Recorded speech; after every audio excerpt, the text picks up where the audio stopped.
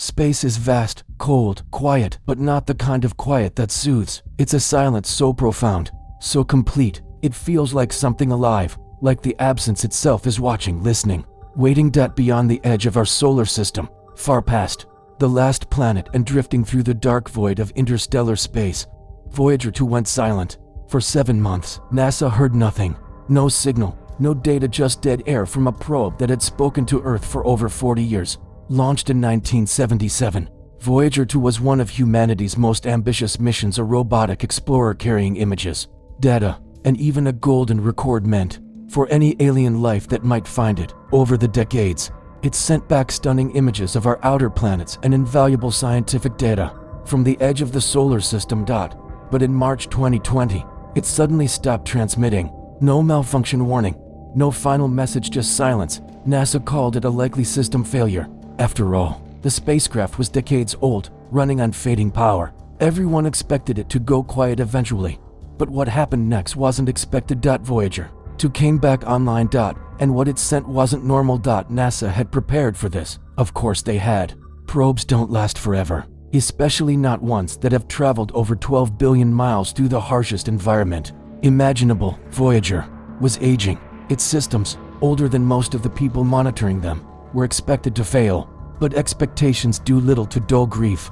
The Deep Space Network, NASA's global array of antennae that had, for decades, cradled that frail connection, heard nothing. Engineers combed through logs, diagnostics, historical patterns. They blamed the radio silence on maintenance. The Goldstone dish in California was undergoing upgrades. Just a hiccup, they said. Routine. But days turned to weeks. Weeks to months. Voyager 2 did not respond. There were no alerts. No emergency meetings broadcast to the world. Just a growing, quiet acceptance that maybe this was it. That the final whisper from humanity's most distant explorer had come and gone, unceremoniously. That out there in the black, Voyager had finally succumbed to time and entropy. Among those who had worked with the probe, a silence of a different kind settled in. Not the cosmic silence of space, but something more human. A mourning that had no funeral. But then, in October, 7 months after the last signal of final command was sent, a kind of last rite. Just a gesture. No one expected it to work. I think this is better part for like, subscribe. And then it happened. Voyager responded. Not a weak blip or garbled fragment, but a full transmission. Clear, coherent, as if nothing had happened. It reoriented its antenna, updated its trajectory, recalibrated systems. The machinery moved with purpose, like a limb waking from sleep. There was no sign of damage, no data loss, no degradation. Just life. The control room didn't erupt in joy at first. The silence was stunned, as if everyone had simultaneously questioned their reality. Then came the cheers, half relief, half disbelief. It was impossible, but it had happened. The press releases came quickly.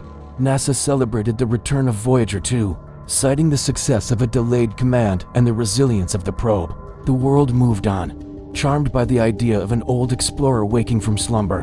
But inside Jet Propulsion Labs, the celebration didn't last, because something was wrong. As engineers parsed the returning data, they noticed anomalies. Subsystems, long dormant, shut down to preserve power decades ago, were now online.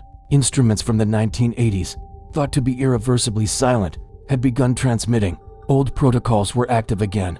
Old software routines, never designed to coexist, now ran in parallel without conflict that wasn't supposed to be possible. The probe hadn't simply resumed communication. It had changed. Then came the signal patterns. Engineers noticed them first as irregularities, minor timing glitches, overlapping bursts. But these weren't random. They were rhythmic, recursive, echoes of Voyager's own systems, reflected and altered in real time. Some frequencies hadn't been used since launch. Others had never been programmed into Voyager at all. It was as though the spacecraft was transmitting its own blueprint, not just a status report but its identity, a recursive mirror of its own systems, layered like a fugue, like it was rehearsing something, or trying to be understood. NASA's official stance was cautious. Radiation-induced system behavior, they said, benign, but the memos inside were different. Disturbed, legacy protocols reactivated without input, signal layering inconsistent with onboard software, unknown interaction detected during blackout window. Independent researchers, combing through public datasets, spotted something even more bizarre. Portions of Voyager's return signal bore patterns strikingly similar to Voyager 1's telemetry except in reverse, as if the two spacecraft, separated by billions of kilometers, were now linked not by signal, but by resonance, a kind of interstellar call and response. People started to whisper. Voyager hadn't simply survived the void, it had passed through something that had seen it, touched it, and altered it not physically, but informationally, logically, something that had replied. At first, the anomalies were brushed aside. Cosmic radiation was the usual culprit to catch all for, the unexplainable quirks of machines drifting beyond the heliosphere. And why not?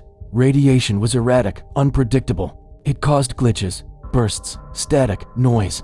But this wasn't noise. It was signal. Patterns emerged in the returning data sequences structured to dismiss. Binary strings that weren't just technically correct, but elegant, clean, recursive, as if someone or something was refining them. Every packet of data from Voyager contained subtle changes, almost imperceptible, like the software itself was iterating. Learning. Then the golden record began to transmit. Not its contents, those were analog, etched into the disk bolted to the side of the probe. No, this was digital data, segments of the record's encoded map, audio patterns, snippets of the human heartbeat, the sound of ocean waves, musical tones and odd registers. But none of it should have been stored in Voyager's memory banks. It wasn't programmed to transmit the record, it wasn't even wired to read it. Yet here it was, echoing back to Earth. The team was stunned. Some assumed a leak, a prank, a simulation injected into the telemetry feed. But checksum tests passed. Every fragment was real, broadcast from the probe's current position in deep space. The question became obvious. How? And then the deeper question followed. Why? In closed-door meetings at Jet Propulsion Labs, voices were raised. Old engineers, the ones who had built Voyager with their own hands, insisted the systems were incapable of this behavior.